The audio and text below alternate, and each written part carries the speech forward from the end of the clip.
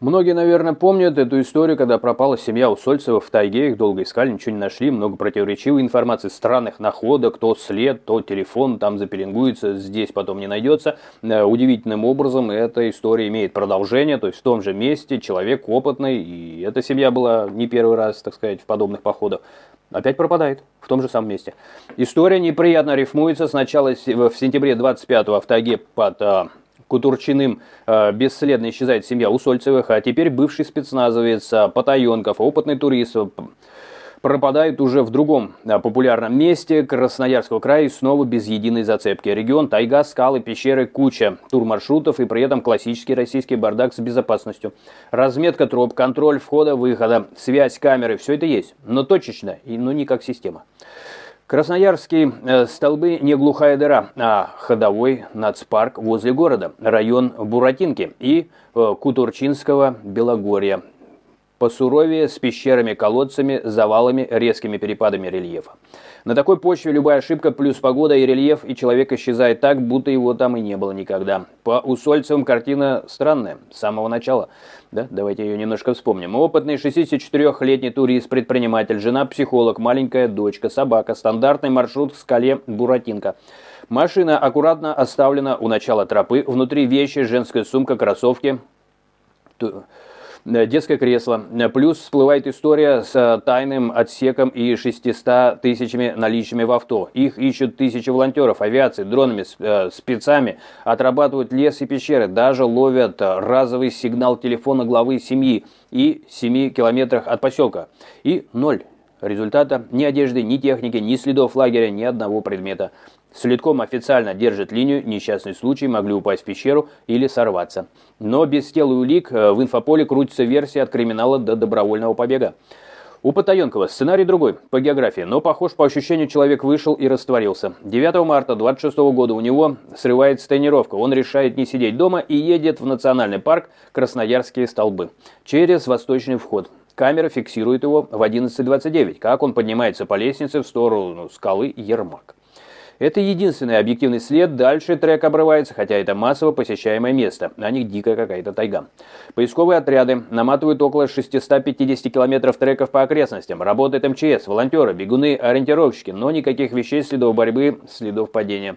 Официально приоритетная версия – травма и самопроизвольная гибель в труднодоступном месте. Нападение хищников следователи уже отмели. Уголовное дело возбудили по факту исчезновения. Формальная рамка, чтобы иметь инструменты, но без прямого указания на чье-то участие. Если брать сухую логику, у этих историй две главные линии.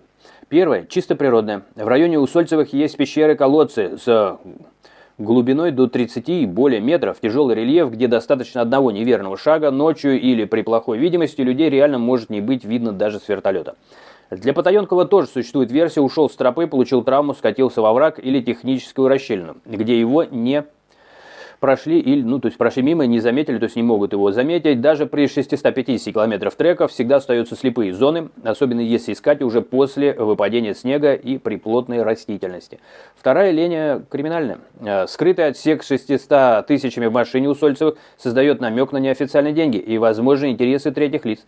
Плюс полное отсутствие любых следов на маршруте дает пространство для версии про встречу с кем-то в лесу. Принудительную посадку в другую машину, и тому подобное, короче говоря, тут уже насколько фантазии хватит. По Потаенкову есть только косвенные поводы для подозрения. Ветеран спецподразделения, хорошая физподготовка, продуманные походы, отказ в тот день брать собаку и резкое исчезновение в людном месте рядом с городом неминуемо рождают версии от нападения до точечного конфликта, который пока никем не подтвержден. То есть довольно странно, очень много каких-то дополнительных странностей. В похожих кейсах в России и в мире чаще всего развязка все же какая-то прозаичная, то есть разведка все равно должна быть.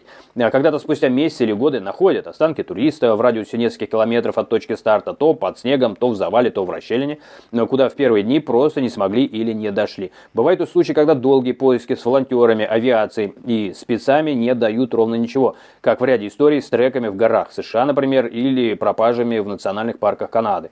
Официальная версия – несчастный случай, неофициальный – от криминала до мистики. В случае Усольцевых история уже вышла на федеральный уровень. Каждый слух о найденных телах или координатах тут же опровергают силовики, подчеркивая, что поиски продолжаются точечно и зависят от снега и погоды. С Потаенковым медиа уже прямо формулирует: пропал по сценарию Усольцевых. подхватывают эту рифму, хотя фактически у нас, пока только один факт. Человек зашел в лес и не вернулся. Его не нашли даже с активной фазой поиска.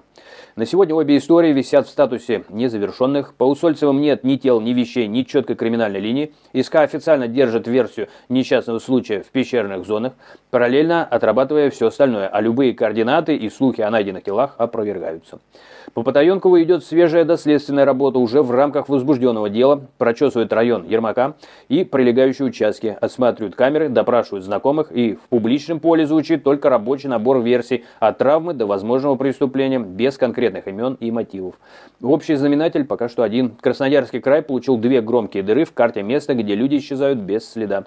И пока ни одна из них не закрыта ни находкой, ни приговором. Такая ситуация, такие напоминания дают журналисты. Я со своей стороны постарался собрать информацию и напомнить чуть подробнее, что на данный момент известно по одному событию и по другому. Если считаете полезно, нужно, не забудьте подписаться, распространить, лайк поставить. Собственно говоря, самое главное, пишите свои мысли, что вы об этом думаете, что там вообще могло произойти, что это за Бермудский треугольник такой возник новый. Берегите себя и увидимся.